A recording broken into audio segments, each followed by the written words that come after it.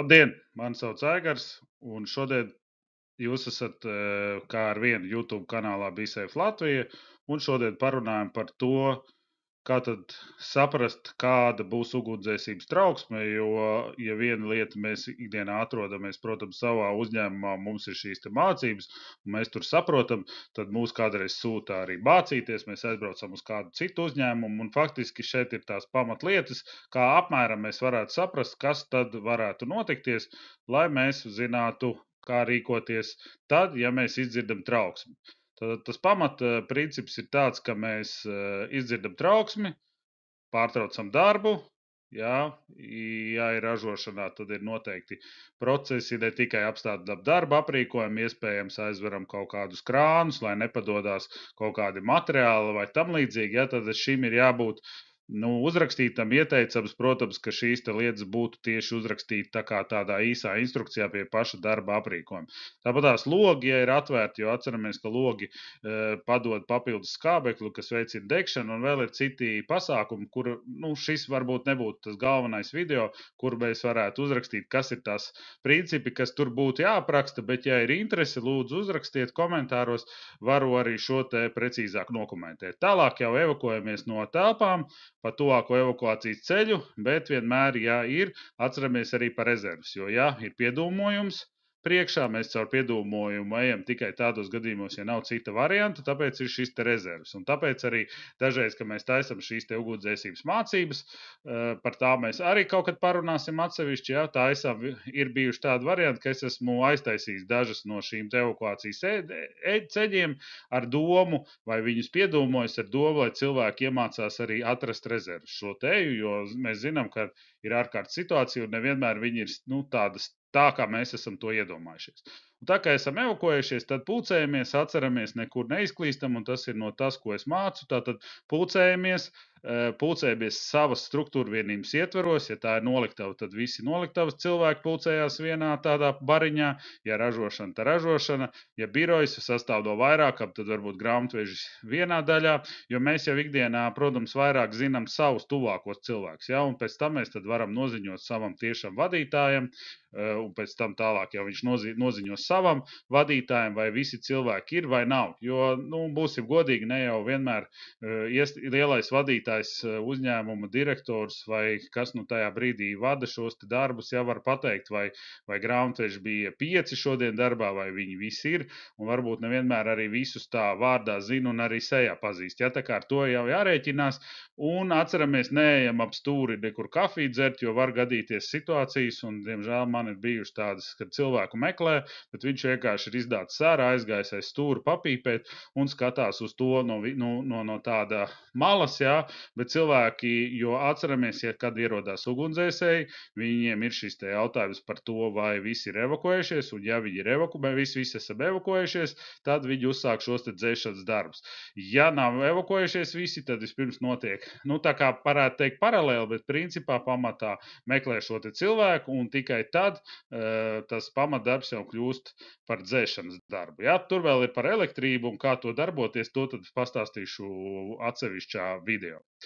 Lūk, tātad viens no veidiem, es esmu izšķīris 3 veidus, bet, principā, globāli šobrīd pēc Latvijas likumdošanas pieļaujami ir tikai 2, bet, praktiskā dzīve ir praktiskā dzīve. Tātad tas labākais, ja mēs tā varam teikt, šis ir novērojams mūsdienās gan lielveikalos, gan lielos biroju ofisos, gan ražošanā, jā, kur ir tā saucamā balss izziņošanas sistēma. Tātad, kad precīzi ir šis te ārkārtas situācija, tātad 3 valodās, valodas šobrīd drīkst izvēlēties, jā, tātad tiek paziņots, ka ir ārkārtas situācija un ir nepieciešams pamest telpas, vai evakuēties no telpām.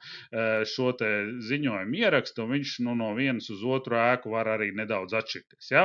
Līdz ar to, par to, ka tas tā būs, mēs šeit ir 2 pamatlietas, ir šis te detektors, es ieliku šeit tos dūmu detektors, kas ir lielākā daļā, bet, protams, mēs zinām, ka ir arī vēl cita veida detektori, bet principā parasti mēs varam pastīties uz griestiem vai sienām, sānos, jā, un redzēt, jā, ir detektori, un blakus ir skaidri, un tad mēs esam pārliecināti, ka būs pa lielam balss izziņošanas sistēma, jā, un tas ir precīzi, mēs sagaidām, un, ja ir trauksme, dodamies ārā.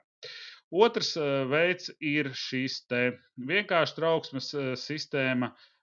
Šeit iekopēja detektoru, ja, bet, kā jau es teicu, mūsdienās ir arī ražošanā ir arī lāzera un siltuma un vēl dažāda tipa detektorus, kurus tik viegli tā pateikt, vienkārši cilvēks nevar, bet principā jau mēs paši zinām, ka par ražošanu, ja mēs staigājam, tā mēs staigājam varbūt tās ir atbraukuši kāda pavadībā, ja, un tās ir specifiskās lietas, kas, protams, uzņēmumā ir jāizstāst un jāzina pašiem, bet globāli tad atceramies, ja ir šī trauksmes sistēma, tātad būs trauksme, kā es saku, tāds glābējs zvans no stundas, ja, un, protams, ir kaut kādās reizēs, kāpēc šis varbūt ir nedaudz sliktāk, jo ir reizes, kad ieslēdzās nevis trauksmes sistēma, bet, teiksim, apsardzes sistēma, kur kāds varbūt kādā telpā ir nokļūs, un, protams, ka mēs nevienmēr precīzi zinām, kurš ir kurš, bet jebkurā gadījumā, ja mums nav skaidrība, mēs dodamies ārā. Tātad sirēna nostrādāja, un mums ir jābūt refleksam, kas pasaka, ka telpas ir jāpamet. Nu, un, protams, mūsdienās pēc šiem te jauniem noteikumiem, gan privātmājās, arī tajā skaitā dzīvokļos, jā, mums ir šie te speciāli dūmu detektori, kas ir uz baterijām, jā, tā kā faktiski tajās telpās, kurās, it kā nav nekā, jā, būtu jābūt vismaz šiem te vienkāršajiem uz bateriju dūmu detektoriem. Bet, protams, ir kaut kādi vēl ar vienu iespējams telpas praksē, nezinu, piemēram, lopu kūts, ja, kurā varbūt nav vispār nekādas sistēmas, ja, tad atceramies, ja cilvēks kaut kur mēs dzirdam, ka klieg, ka deg, attiecīgi mēs arī pārtraucam savu darbu un dodamies ārā, pulcējamies, saprotam, kas tā tālākie rīkojumi, ja, un ko mēs varam izdarīt. Bet to var redzēt, tātad, ja pie griestiem nav nekādas no šiem te paraugiem vai kaut kā līdzīgi, griesti kā griesti, vienkārši skaisti nokrāsoti, tad visdrīzāk sistēma nav vispār nekāda, un tad atliek tikai paļauties uz savām acīm un dzirdi. Ja, tā kā tādas tās lietas.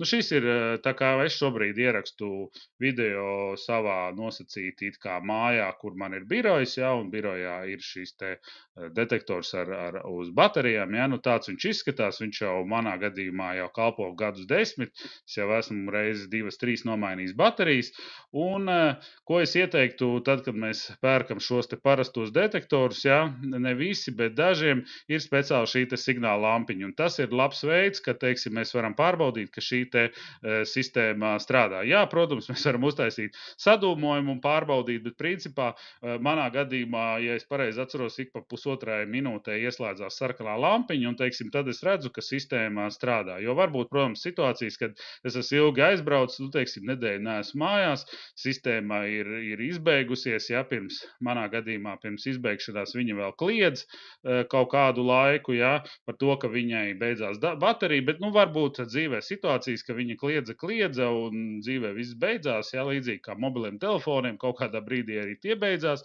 Jā, līdz ar to es varu pieiet, paskatīties kaut kādā brīdī, hop, gaismiņa iedegās, tātad vēl ar vienu viss strādā, jā, un ticiet mani, šī te sistēma strādā, ir stipri jāpadomā, kur viņu likt, un neliekam ļoti tuvu virtuvei, jā, skatāmies, jo arī piededzināts pankūks, uz tām viņi mēdz nostrādāt, un man ir bijuši gadījumi, kad mana mamma teica, lai es novācu to detektoru, jo, lūk, viņš skan tad, kad viņa netīšām tur kaut ko piededzina, ja līdz ar to izšaujās dūms no piedegušas spārnas un nostrādā trauksme, un faktiski tas ir tās galvenās viņas lieta. Un atceramies, mēs pērkam šos portatīvos, lai viņi mums tikai signalizētu. Viņu galvenā ideja ir signalizēt par ārkārtas situāciju. Ja? Tā kā viņi mūs neko nedzēsīs, vēl daudzi citi nezin, ko iedomājas, tātad viņu galvenā funkcija ir nostrādāt uz dūmiem un faktiski skandēt tā, lai mēs, ja arī esam aizmiguši, varam piecelties un paspēt doties ārā. Ja? Jo cilvēka dzīvība, kā mēs zinām, ir pati svarīgākā. Lūk, tas būtu tajā mazajā stāstā šodien par šiem to, kā var pateikt. Tātad skatāmies uz griestiem, atrodam šos te elementus, ja, un saprotam, kādas varētu būt mums šī te trauksme, droši mācamies, ja, un tad arī jūtamies pietiekoši droši, ja kaut kas notiek, mēs zinām, kā rīkoties. Līdz ar to, ja jūs varat uzspiest, ka patika, nepatika, uzrakstīt kādus priekšlikumus nākamajam video, jā, tātad varat pieteikties uz BeSafe kanālu. Tātad faktiski ik pa nedēļai vai pa divām es centīšos ielikt kādu mazu video, bet video varbūt arī, kā teiksim, ierosme no katra no jums. Varbūt ir kaut kāda tēma, kas man liekas ļoti vienkārša, bet varbūt kādam ļoti saistoša, un man ir par ko par to pateikt. Tā kā noslēgumā forša dzīve drošā darbā, un lai mums visiem droši darba apstākļi.